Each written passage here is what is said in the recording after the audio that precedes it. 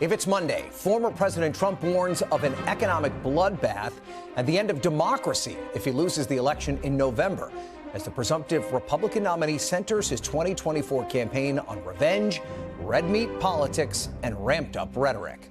Plus, President Biden speaks with Israeli Prime Minister Benjamin Netanyahu for the first time in more than a month, expressing deep concerns with Israel's military plans for southern Gaza and inviting Israeli officials to Washington to discuss a shift in strategy.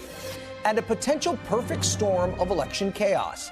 NBC News gets an exclusive look at how deepfakes and artificial intelligence could fuel a dangerous surge in misinformation and disrupt the 2024 presidential election.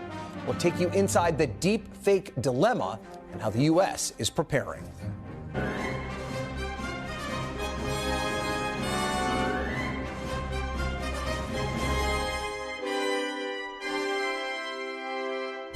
Hello and welcome to Meet the Press Now. I'm Ryan Nobles in Washington, and we begin today with former President Donald Trump firing up his base and firing up controversy once again, making it clear that his third presidential campaign will include the same fiery and divisive rhetoric as his first two runs.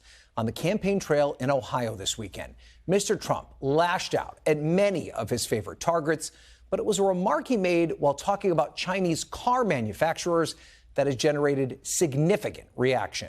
We're going to put a 100% tariff on every single car that comes across the line, and you're not going to be able to sell those cars if I get elected.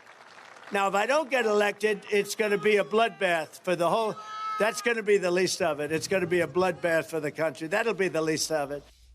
Now, the Biden campaign denounced those remarks as a call for political violence. The former president and his campaign pushed back, saying that he was just talking about the impact of Biden's policies on the American auto industry.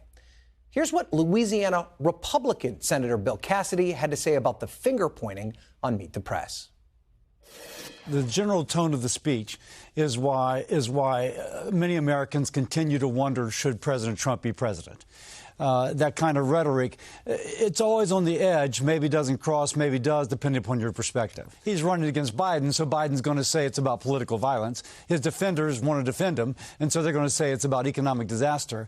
There's always just that little bit of tension there, which allows a dispute about the interpretation as opposed to the kind of general sort of, is this the person we want to have in office? And the former president's warnings of a bloodbath were just the tip of the iceberg in a weekend of inflammatory rhetoric. The far-right outlet Newsmax noting that Trump's praising of some of the individuals who stormed the Capitol on January 6th as hostages and patriots, calling for the lawmakers who investigated the January 6th attack, including Republican Liz Cheney, to be put in jail, maligning some migrants as, quote, animals and not people, and predicting the end of democracy if he loses in November. If this election isn't won, I'm not sure that you'll ever have another election in this country. Does that make sense?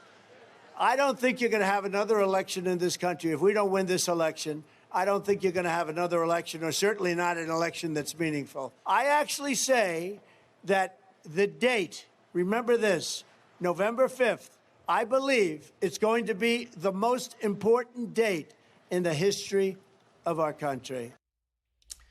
Now, rhetoric like that, indignant, vengeful, and in some ways anti-democratic, has been a calling card for Trump since his first campaign for the presidency.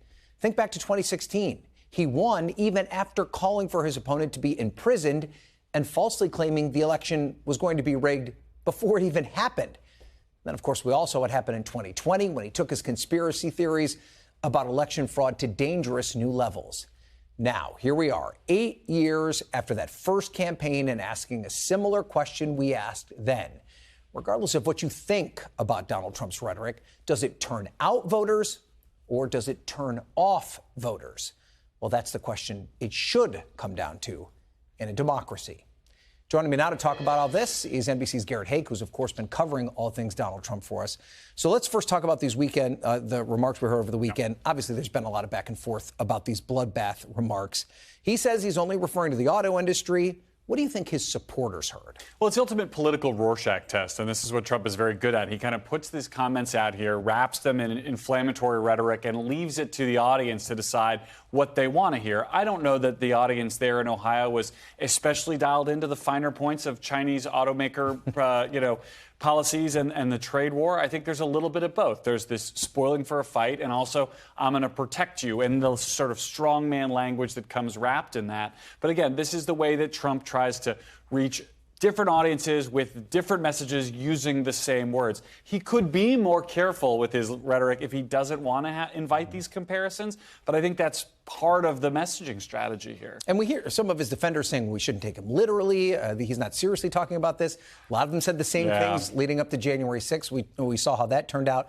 Is it hard to believe that we're still having this conversation about whether or not we should take Donald Trump on his word? As someone who covers him, it's very hard to believe we're still having this conversation. Well, I will say this, and I don't mean it in any way to sound like I'm defending Donald Trump, but we know what it sounds like when he calls for political violence because we have seen it. I do think this is a case in which the edges are a little bit blurrier here. It's possible to interpret these things in different ways. And I do think there is perhaps a risk that if every time Donald Trump uses this kind of rhetoric, if Democrats say, see, he's calling for violence in the streets, that if and when you do have another situation like a January 6th in which he's making a more explicit call, there'll be people who won't listen. Yeah. I can't believe I'm asking you this, but are we pivoting to the general election yet? Is there going to be a Donald Trump pivot? Right. I'm going to swivel in a big circle in this chair every time I get asked this question. There is no pivot now, nor will there ever be a pivot. I mean, we've watched this for 8 years now. Donald Trump's strategy has always been the same in terms of the pure politics of it. It's jack up the base. It's jack up his core voters. There's nothing in what we saw in Ohio that's going to reach out and get those Nikki Haley voters back on board. That's just not the way they look at this. They think there are more voters out there who they can reach, persuadable, kind of like blue collar. Maybe they were traditional Democrats who might be more willing to come to him. They're never going to go after that kind of like swingy, female, often suburbanite voter base. It's just not what this campaign or this candidate is designed to do. All right. Well, feel free to swivel in circles. I'm swiveling. Don't go anywhere because we're going to talk to you a bit more when our panel comes back in. I want to bring in NBC's Vaughn Hilliard, though, for the latest on Trump's legal issues, because there were some issues he had to deal with today. His lawyers telling the court in New York that they've been unable to get the bond needed to stay the $464 million civil fraud judgment against him while he appeals. So, Vaughn, we may have learned some things about Trump's finances today from his lawyer as part of this civil settlement. Right. Break it down for us. What did we learn? How about this? There are a lot of swivel chairs on the move across the more than 30 surety bond companies, Ryan, trying to find somebody who would put up an appeal bond worth more than $450 million. And those chairs are still swiveling because, according to Trump's own attorney this morning, in a motion to the New York Appellate Court looking to put a stay on having to put up that appeal bond, they are coming up empty. And Monday, this upcoming Monday, just 7 days from now, March 25th, is when the courts have said Donald Trump must either come forward with the cash or an appeal bond with collateral attached that would be able to pay toward that massive financial penalty stemming from the New York Judge Engoron, having found him and the Trump organization to have engaged in repeated financial fraud. The issue for Trump's legal team is the fact that his attorney in that motion here this morning said that it is practically impossible to find anybody who is willing to put up that bond, let alone anybody that has $500 million worth of cash just laying on the side to give Donald Trump to use to go toward it. Mm-hmm. And so how is he going to pay this fine? I mean, what happens next? This is going to be the difficulty here. Right now, Trump is hoping and praying that the courts issue a stay. Of course, he has already appealed the actual decision, the actual conclusion reached by Judge Engoron to the appellate court, which we anticipate will be heard, and is asking for some reprieve. But up until then, if there is no bond that is put forward, New York Attorney General Letitia James has said that come Monday, she'll begin going through the process through the New York courts, state courts, to begin seizing his assets, which could likely include major Trump organization properties in Manhattan. So for Donald Trump, yes, there's a lot politically on the line over the next 7 months, including in places like here in Arizona. But the top of his mind, at least over the next week, is how he's going to be able to put up either the cash or find somebody to help with an appeal bond in order to just save the Trump organization, his family business. Obviously, Trump's personal finances, his legal issues, and his campaign's funding are three different buckets that we need to talk about. But we do know that President Biden has a cash advantage when it comes to the political end of all of this. Does this filing, though, put that cash gap in real context? Does it help us to understand how financially behind he is, the Biden campaign? I think every American could appreciate if you're ever having a conversation about difficulty putting up cash, you know that will extend to all parts of your life. And that is a difficult reality for Donald Trump, is that not only is the personal tied to the corporate, his business, but now also on the political end of this, he's not only going to likely to banks and others who could potentially help him on the business front, he's also having to reconcile the fact that he is at a major cash disadvantage right now with just over 7 months to go against Joe Biden and the Democrats who are looking to hold on to the White House. The Biden campaign says they raised $53 million just this last month, and that they've got more than $150 million in the bank.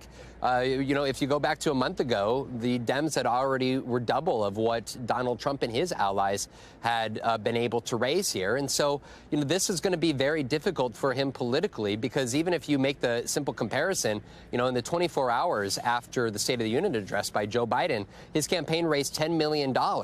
For Donald Trump, over the course of his time running for president, his best fundraising haul over a course of 24 hours was after he was arrested in Fulton County in the released mugshot, and he raised just $4 million. So for Donald Trump and his allies, they've really got to step up the political fundraising as well to keep up with Joe Biden and the Democrats, Ryan. Okay, Vaughn, thank you for putting all that in perspective for us. We appreciate it. We're going to talk now with our panel. You remember Garrett Haake. He is still with us.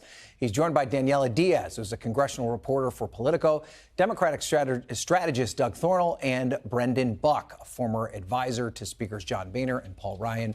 He's also an NBC News political analyst. So, Daniella, I want to pick up on something Garrett said before we went to Vaughn, and it's this idea that he's really just reaching out to his base. This is just a campaign that's built on turning out the base.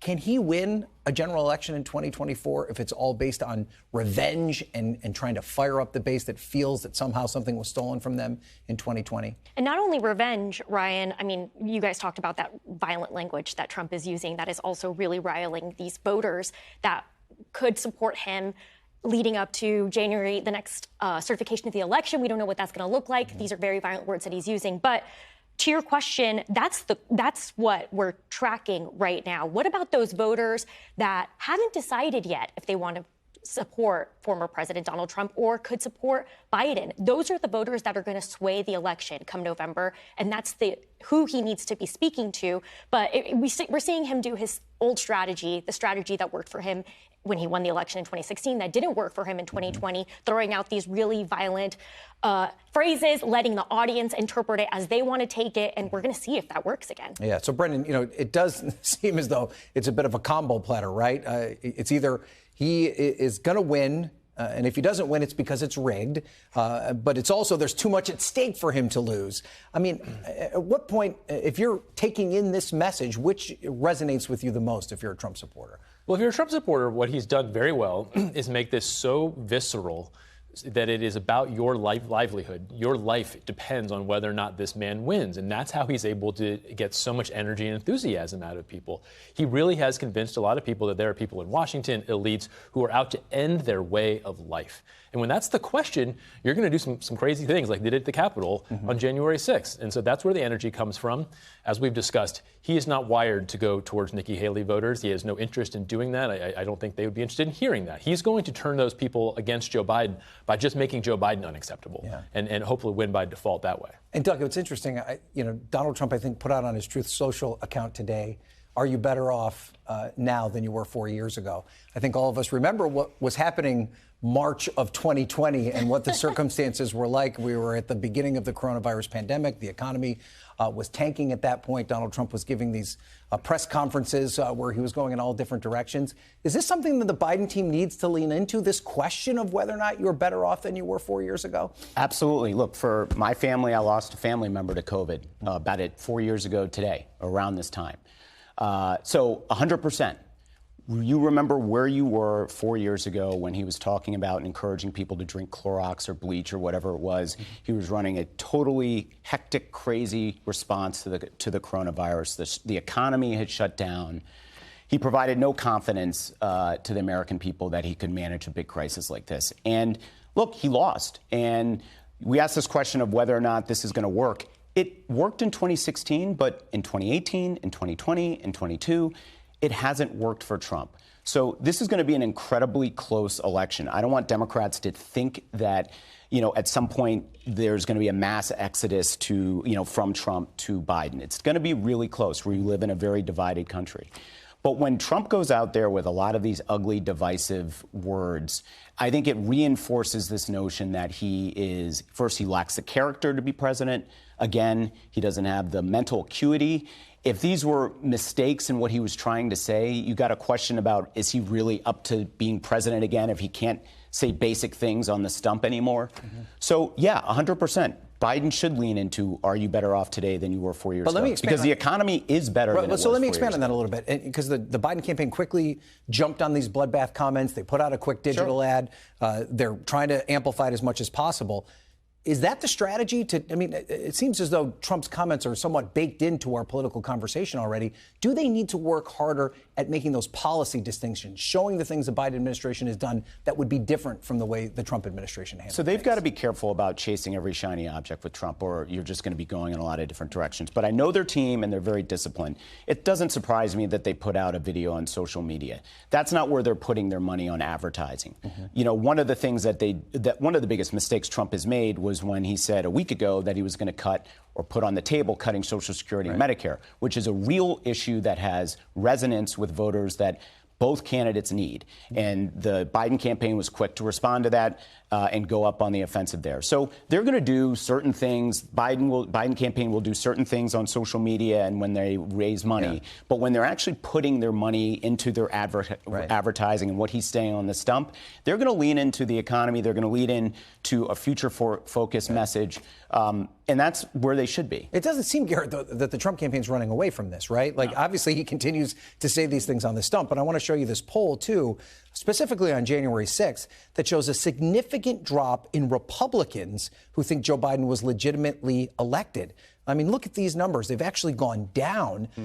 And also the number of Republicans who thinks he bears responsibility for January 6th. And they also think the punishments for the rioters weren't harsh enough. It doesn't seem as though Donald Trump his campaign is hurting it at all by the more he kind of pumps this divisive rhetoric into the ether. No, and I think Republican elected officials have fallen in line. I mean, look no further than Mitch McConnell, who was kind of the last man standing in what might be considered the Republican resistance to Trump among elected officials, giving his, albeit tepid, endorsement the other day. Someone who stood on the floor of the Senate and said Donald Trump was responsible for what happened on January 6th. And I think what you're seeing here is, as Brendan alluded to, the idea that Donald Trump's whole campaign is about making Joe Biden unacceptable. And if even Donald Trump and Mitch McConnell can hold hands and say that Donald Trump is somehow better for the country than is Joe Biden, that's going to kind of permeate the discourse and the sort of background music for all of this campaign. And I think you see it in numbers like that, where the rest of the Republican field or the rest of the Republican electorate is, at least to some degree, willing to kind of hold their nose and look the other way about some of this odious conduct by the former president. Now, it's lost on us a little bit that this event in Ohio that Trump was at was actually him stumping for a Senate candidate whose name we haven't even mentioned yet. But this was a primary that's tomorrow in Ohio. There is a very competitive Republican primary. The Trump-backed Senate candidate, Bernie Moreno, that's who Trump was there to support. This is what he said yesterday. Let's play a bit of that.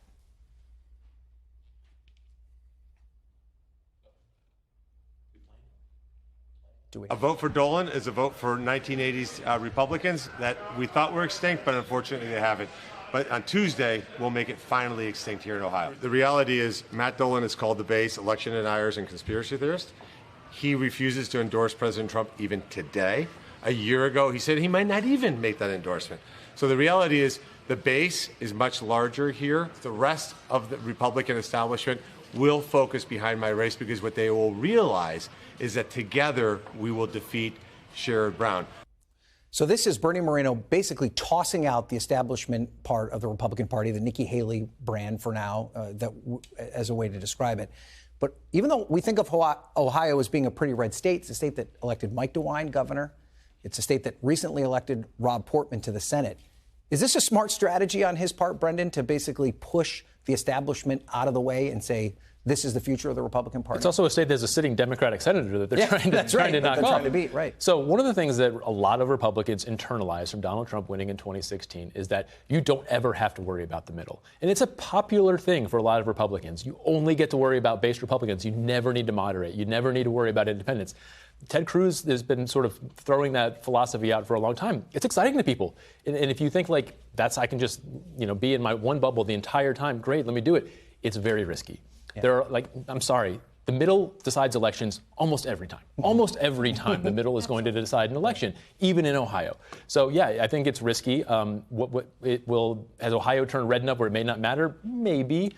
But to say to people like Nikki Haley voters who don't like Democrats, don't like Joe Biden, but are looking for a place to go home, you basically tell them to stay home. Yeah. Stay home. I mean, what does that do for you? Right. I mean, Donald Trump, and I don't mean this pejoratively, is the most polarizing person on the planet, right? For him, that's the only strategy that works, is to ignore the middle and go for your people. You're not going to convince voters in the middle that you're a different Donald Trump. But for Senate candidates, who by and large are going to be relatively unknown, comparatively speaking, there's a lot of fertile ground there to recruit new voters if you want to do it. There's a very poor track record of people who are not Donald Trump trying to be like Donald Trump. Exactly. And Daniella, quickly, before we go, I mean, are they missing female voters, people that could make the difference in a state like Ohio? Absolutely. I mean, that's why we're seeing Carrie Lake standing next to Bernie Moreno campaigning, because they are aware that they need that demographic to win that state. But to add what you just said, Democrats are very aware that they need the middle, and that's why we're seeing them pump money into boosting Bernie Moreno ahead of tomorrow's primary, because they know that he, facing a general election with Sherrod Brown, who's the Democrat, who's the senator in Ohio, he could possibly lose, versus someone like Matt Dolan, who has the governor's endorsement, someone who won't endorse Donald Trump, a more establishment Republican. All right. Another dangerous strategy. Yeah. We're going to have to leave it there, guys. Great conversation as always. We appreciate it. Garrett, Daniella, Doug, Brendan, we appreciate all being here. Coming up, President Biden again today warning Israel not to carry out its planned military operation in Rafah without a plan to protect civilians. NBC's reporting on a key phone call between those two leaders is coming up next. Plus, we could be moments away from a sweeping and unprecedented new immigration law from taking effect in Texas unless the Supreme Court steps in. You're watching Meet the Press now.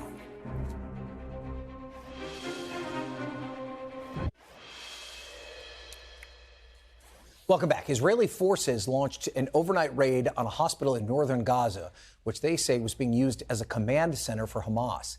A spokesperson for the IDF says that Israeli forces conducted a, quote, high-precision operation at Al-Shifa Hospital, killing 20 Hamas fighters, including one senior operative. The head of the WHO says he was worried about the situation around the hospital, adding that hospitals should never be battlegrounds. It comes as Israel also prepares to launch a ground invasion into Rafah in southern Gaza, according to U.S. officials. The White House is weighing its options should Israel defy President Biden's warning and begin military operations without a plan to protect the millions of civilians that are sheltering there. Now, earlier today, President Biden and Prime Minister Netanyahu spoke for the first time in more than a month. In that conversation, Netanyahu agreed to send a delegation to Washington to hear the administration's concerns over their plans for Rafah.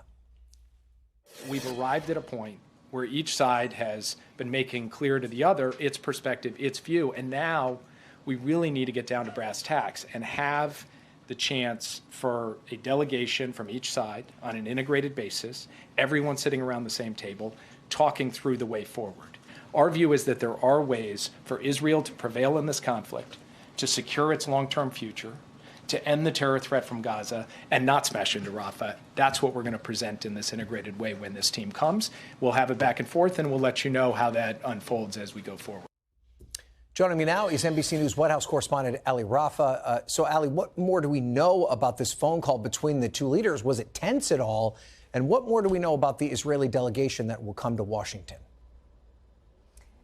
Yeah, Ryan. Well, we learned much more about this call from National Security Advisor Jake Sullivan, as you just heard him speak there. He was specifically asked about the tone of this call between President Biden and Prime Minister Netanyahu. Sullivan describing the tone as very, quote, businesslike, saying that it didn't end abruptly or in an angry fashion. He said that it ended quite normally after both of these leaders were able to go through their lists of concerns and what they wanted to talk about on this call. The biggest news news out of this call is what you mentioned in the intro there. The president asking and Prime Minister Netanyahu agreeing to send this delegation of officials to Washington to talk about what Sullivan says are options by the United States for Israel to continue pursuing the eradication of Hamas in Rafah while still protecting civilians there. Sullivan saying that the president on the call told Netanyahu that a ground invasion of Rafah without a robust plan for evacuating and protecting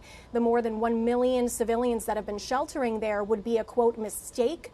And he said that it would only hurt Israel on the world stage, among other consequences. The big question now, though, Ryan, is will Israel and will Prime Minister Netanyahu heed the advice that U.S. officials will presumably give the Israelis during this delegation meeting that he says is going to take place in the coming days, Ryan? And what about ceasefire talks? How optimistic did Jake Sullivan sound on that front? Sullivan said that ceasefire talks also took up a large chunk of this conversation between Biden and Netanyahu, saying that they are still optimistic that a deal can be made. Of course, we know that negotiations have started up again in Qatar between Israeli and Hamas officials and key negotiators, the U.S. not having a presence in those renewed talks, though, Ryan. And let's turn quickly to 2024. We do have some new reporting about the president growing increasingly angry and anxious about the state of his re-election campaign. What more can you tell us about that? And could it lead to a shift in strategy? Yeah, this is some new reporting by my colleagues over the weekend about these behind-the-scenes frustrations and angers that the president has had after his re-election effort has kicked off. And some of those, according to sources that told our team, are focused around really how his Bidenomics and economic agenda hasn't been able to really resonate with voters across the country. He's also frustrated by aides who are trying to create more of a protective bubble around the president to be able to avoid any flubs or gaffes.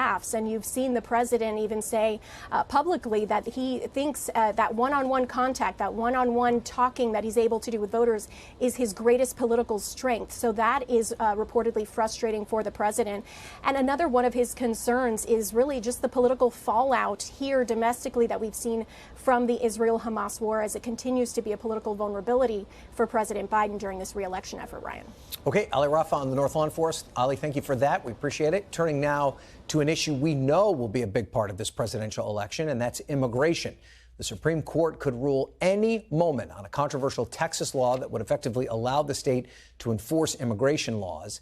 If the High Court does enact SB 4, which was signed into law by Texas Governor Greg Abbott last year, would go into effect at 5 p.m. Eastern time. It would give local and state law enforcement the authority to arrest people illegally crossing the border and allow judges to return migrants to Mexico if convicted. The law is the latest clash between Texas and the Biden administration over immigration enforcement on the U.S.-Mexico border. The White House has denounced the law as dangerous, and the Department of Justice has asked the courts to block it, arguing the federal government, not the states, have exclusive authority over the nation's immigration laws, and that SB 4 would hamper the government's ability to enforce them.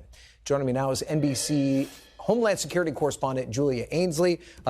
Julia, I know you're furiously checking your inbox just to see if there's been an update on this, but unless you can correct me if I'm wrong, we're almost to 4:30 or past 4:30. This is set to go into effect at 5 p.m. Eastern. Any ruling yet from the courts, and what could this mean? Not as of this minute. And, of course, we could break news with you right here if we do see something. But, yes, if this expires, because the Supreme Court set up a stay that was to expire today, then SB 4 could go into effect, and then Texas state police, local police could start arresting anyone they suspect might be a migrant. Now, if that sounds like it might raise some concerns to you, raise the concerns of a lot of advocacy groups who say, look, this leads to a lot of racial profiling. And then aside from that, for the federal government, that's taking a huge authority that the federal government and the executive branch have had really since these immigration laws were put in place, to be able to place that in the hands of states. Not only is that not their authority, but it's also not something that these people have been trained to do. If an immigrant has an asylum case now and they go before a federal judge who's appointed by the Justice Department, that person only hears immigration cases. They know whether or not someone meets the bar for asylum. A magistrate judge in the state of Texas has never had that training. So a lot of problems here if this does go into effect. And it is surprising we haven't had a ruling yet because the Supreme Court set its own deadline here. And typically they have been sympathetic to the federal government in these issues on immigration and have sided with the Biden administration in the past. I mean, there's also must be a resources issue here, right? If you just start arresting all of these people, where do they go? Who pays to feed and clothe them? And then also detain them if all of a sudden we're going to see a huge jump in arrests. Right. If you start detaining all of them, what does that mean for someone who might be a real threat to society in Texas that otherwise should be behind bars? What do you do? How do local police departments try to allocate their resources when anyone they stop at a traffic stop would then have to be asked for some kind of proof that they're in the country legally? Also, how do you really validate all those documents? As we've charted, it's very easy to have documents that aren't actually valid that show you're in the United States. Are these people in the position to really check whether or not someone's legally allowed to be here, and how do they make those decisions in a snap judgment situation? I mean, does the court have to say something by 5 o'clock? I mean, they don't. Well, basically, it will go into effect. Their stay expires at 5 o'clock, which is why we're all expecting that they're going to say something at this point, either to extend the stay, to start setting up a schedule for, for oral arguments for where this thing is going to go next. They don't have to. If they don't, their stay expires. Right. And then finally, this is obviously the latest in an ongoing battle between the Biden administration and the Abbott administration, which other Republican governors have kind of participated in. Yeah. What's the next step? What could happen after this? Well, I mean, we know that they've tried to put up the buoys, which the Supreme Court also said should be there. The razor wire, the Supreme Court put a stay on that. But all of these cases really have to come down to the merits of the case. We've had these temporary stays put in place, but the Supreme Court needs to weigh in on whether or not Abbott can continue down this path. And if they do allow him, I think it's a blueprint for a lot of other border states, particularly those run by Republicans, to try to follow suit. But I will say that even though we have a conservative bench, we've seen over and over again, particularly in June, that they did say the Biden administration had the authority on their immigration priorities. All right, well, Julia, when we get this news, come back. I will. And we'll update our viewers. Thank you so much for being here. We appreciate it.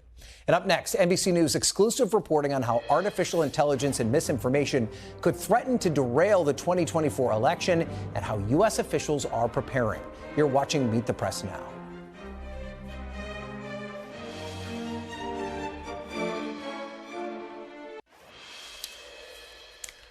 Welcome back. Is the U.S. prepared to counter the threat that AI technology and deepfakes in particular could pose to a 2024 election? A group of experts conducted a war game exercise to find out what they learned, and it was alarming. NBC News has exclusive reporting on that war game exercise, which was put together by dozens of former senior U.S. and state officials and tech executives. They ran through various scenarios to game out what could happen if deepfakes try to disrupt the 2024 election. Miles Taylor, who was one of the organizers and a former DHS official, told NBC News that it was, quote, jarring for folks in the room to see how quickly just a handful of these types of threats could spiral out of control and really dominate the election cycle. NBC News Global Security reporter Dan De Luce helped break that story. He joins me now. You said before you came on, Dan, that we're going to scare all our viewers here today, but there's a reason why. Explain how the deepfake dilemma worked. No, it really is dismaying to go through all this. And so what they did is they said, okay, imagine it's a week before the election, and there's all these sort of rumors and falsehoods flying around. And these government officials from the state and the federal government try to figure out what's true. One of the things that happens was elderly voters in Arizona get phone calls telling them from the local officials, purportedly, telling them that there's some threat from a militia and not to go to the polling place, go tomorrow, the next day after the election.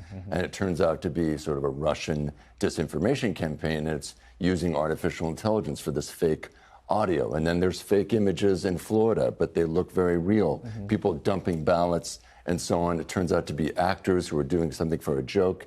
And then again, the Russians sort of take that and exploit it. And so what really came through was, first of all, how do you detect something in time? Because the false information moves so fast, right? And it's not clear that these state or even federal agencies have the ability to detect an artificial intelligence-enabled deep fake.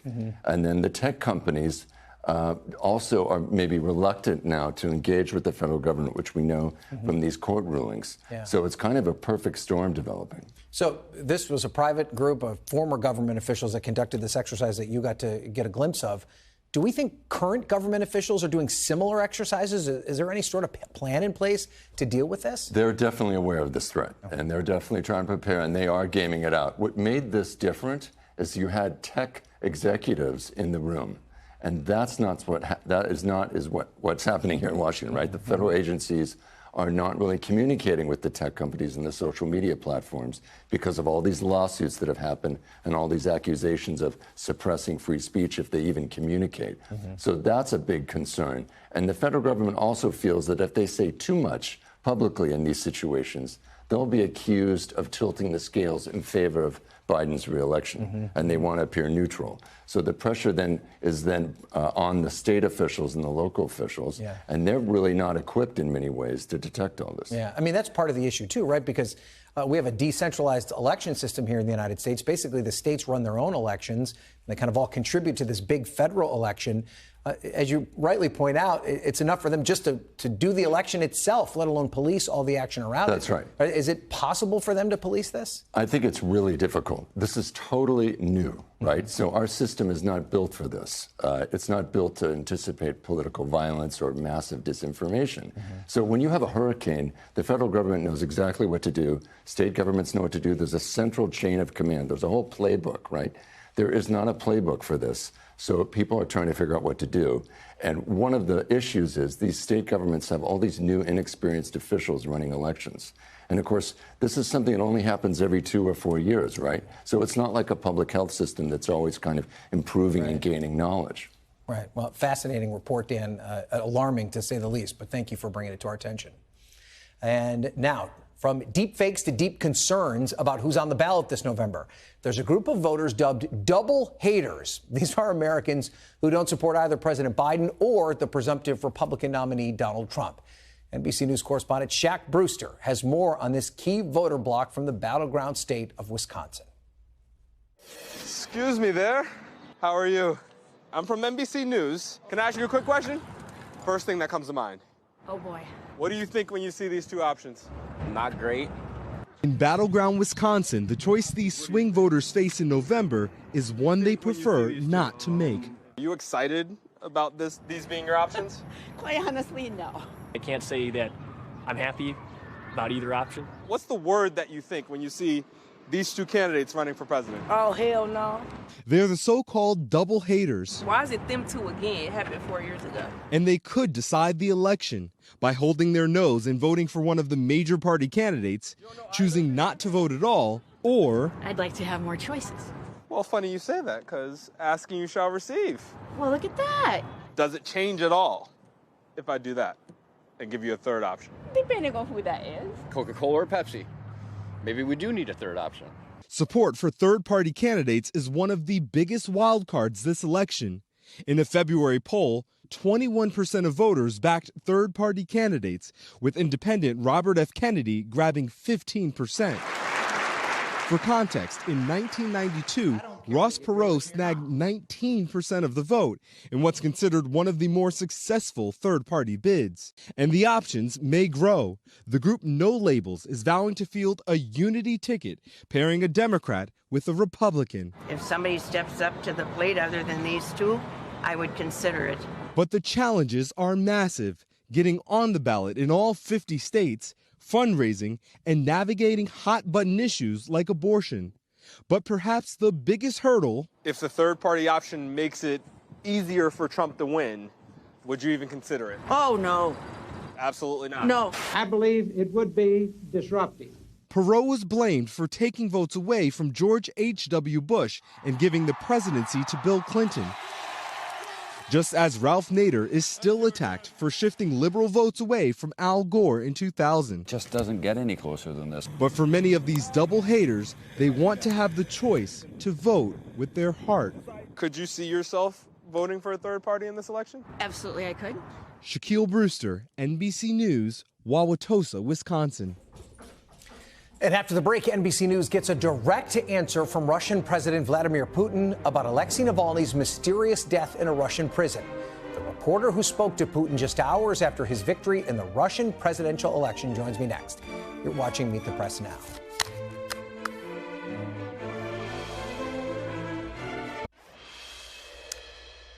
Welcome back. Vladimir Putin is further cementing his grip on power in Russia, claiming a landslide victory in the country's presidential election. As polls closed in Russia, state-run exit polls projected Putin won 87% of the vote, though we should note that Putin did not face any credible opposition as he continues to crack down on dissent. In a speech following the election, Putin hailed the result, saying it was a sign of Russia's trust and hope in him. NBC News chief international correspondent Keir Simmons pressed the Russian president about the legitimacy of the election. And for the first time, President Putin publicly addressed the death of opposition leader Alexei Navalny, even referencing him by name. Take a listen. Mr. President, journalist Evan Gershkovich spent this election in prison. Boris Nadezhdin, who opposes your war in Ukraine, wasn't allowed to stand against you. And Alexei Navalny died in one of your prisons during your campaign. Mr. President, is this what you call democracy? That's life. If Mr. Nadezhdin took part in this election campaign, then this is first of all a result of his unsatisfactory work during the preparatory period. As for Mr. Navalny, he has perished. That is always a sad event. Well, we've had other instances where people died in prison. Has nothing like that ever happened in the United States? It has happened, and not just once. By the way, this will be unexpected, but several days before Mr. Navalny perished, I was told by some of my colleagues, not administration employees, but some people, that there's an idea to exchange Mr. Navalny for some people in prison in Western countries. Today, National Security Advisor Jake Sullivan said he was not aware of any prisoner swap conversations that involved Alexei Navalny. Joining me now is NBC News chief international correspondent Keir Simmons in Moscow. Terrific job as always, Keir. I mean, what else did President Putin say in this victory press conference? I mean, what really stood out to you? Well, effectively, he celebrated his win. And let's be honest about this. He is popular in Russia. Whether he is as popular as 87% of a victory in a turnout of 77%, there'll be Russia watchers who will question that. And many others will call it pretty cynical stuff, with Alexei Navalny's wife pointing out that he didn't mention his name until Alexei Navalny was dead. And the question over, okay, well, if you've agreed to have him released, how come he died just days later? So I think there are more questions than answers in President Putin's answers, frankly. And it wasn't just President Putin who you pressed here. There's several Western countries that have been critical of the elections in Russia, saying that it was not a free and fair election. How is the Kremlin responding to those criticisms? That's right. And in fact, Alexei Navalny's wife has been calling on world leaders not to recognize this vote. And after that news conference with President Putin, I managed to get to the Kremlin spokesman, Dmitry Peskov, and ask him about all that. Take a listen.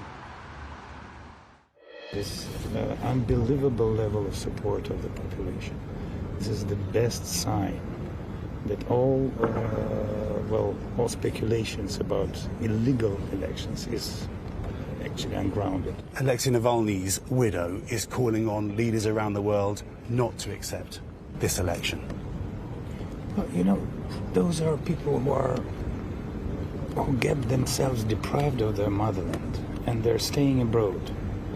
The longer they stay abroad, her husband died in one of your prisons. The longer they stay abroad, the less connection they have with their own country. And today, Ryan, there are countries congratulating President Putin on his win. They include China and North Korea, Iran.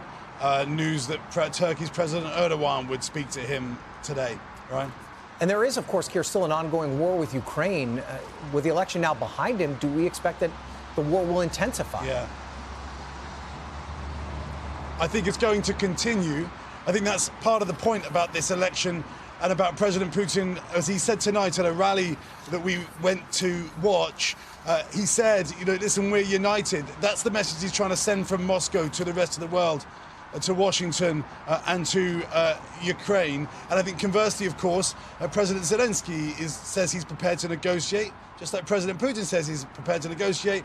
You don't want to compare the two necessarily, but both of them are prepared to do that on their own terms. I think all of this and this election here in Russia suggests that this war in Ukraine is not ending anytime soon. All right, Keir Simmons live for us in Moscow. Keir, thank you so much for that report.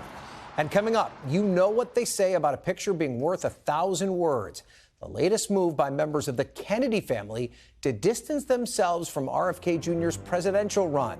Plus, the controversial topic RFK Jr. isn't talking about much these days as he tries to win the White House. We'll be right back with more Meet the Press Now.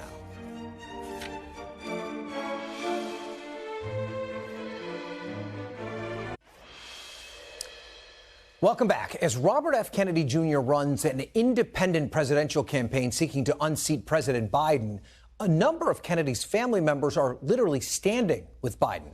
Kerry Kennedy, one of RFK Jr.'s sisters, posted this picture of the extended Kennedy family at the White House yesterday on St. Patrick's Day, along with the message, President Biden, you make the world better. When Kennedy decided to run as an independent, several of his siblings denounced his candidacy as, quote, perilous for our country. Members of his family have been publicly critical of him in the past, especially on his controversial views related to vaccines. NBC News campaign embed Alex Tabet has more.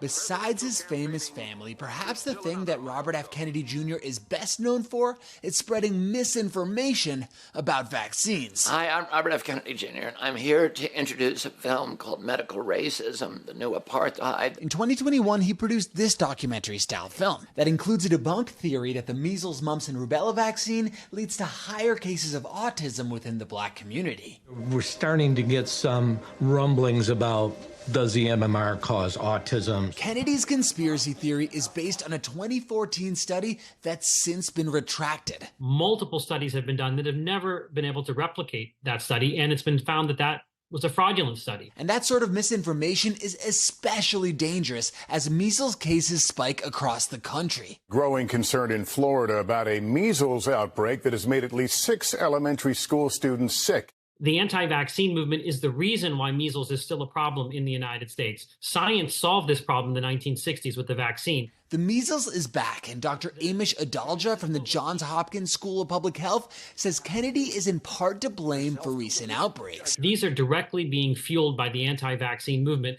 of which RFK Jr. has been a prominent spokesperson, a prominent leader, a prominent fundraiser for. Before he was a presidential candidate, he was the head of the largest, the most well-funded anti-vaccine organization on the planet. Brandy Zadrozny is a senior reporter for NBC News. She's been covering Kennedy and his vaccine misinformation campaigns for more than a decade now. There's no doubt that his years of activism have caused a rampant decline in vaccination among children right now in the United States. Since announcing his bid for the presidency, Kennedy's been relatively quiet on the campaign trail about his anti-vaccination views. He doesn't want to align himself with the anti-vaccination movement, which he is smart enough to know is not a welcome movement in America. Recently, NBC News pressed Kennedy on his debunked belief that vaccines lead to autism, and he doubled down on the false statement that there's scientific basis for his claims. I think that it's clear what I believe is irrelevant. What the science says is relevant, and right now the abundance of science. A mountain of scientific study links autism to early vaccination with certain vaccines. And when asked if parents should be vaccinating their kids amid recent measles outbreaks? So for America's children right now, do you recommend they take the MMR vaccine? Kennedy walked away. Well, measles is a miserable disease to contract. It's not something that you want to have if you can prevent having it. Why have any morbidity and mortality from a vaccine-preventable illness? And joining me now is NBC's campaign embed Alex Tabet. So, Alex, RFK Jr. said that he'll announce his VP pick next week. What role does his anti-vaccine stance play in his selection process? Well, Ryan, our colleague Alan Smith just came out with an awesome new article. He interviewed Mike Rowe. Mike Rowe, best known as being the longtime television host of the TV show Dirty Jobs. And Rowe got a call from Kennedy. He thought they were going to talk about the trade industry, the skilled industry. In fact, it was a job interview for vice president. And Rowe tells NBC News that while vaccines did come up a little bit during the conversation, it was by no means a central component of the interview. And Kennedy also stressed that he doesn't want to surround himself by yes men or yes women. He wants to be surrounded by people who are willing to push back. So when we do find out who his vice presidential candidate is, it might not be necessarily somebody who aligns with him on his vaccine views. Okay, Alex Tabet, thank you for that report. We appreciate it. And I'm back tomorrow with more Meet the Press Now. But the news continues with Hallie Jackson right now. Thanks for watching. Stay updated about breaking news and top stories on the NBC News app or follow us on social media.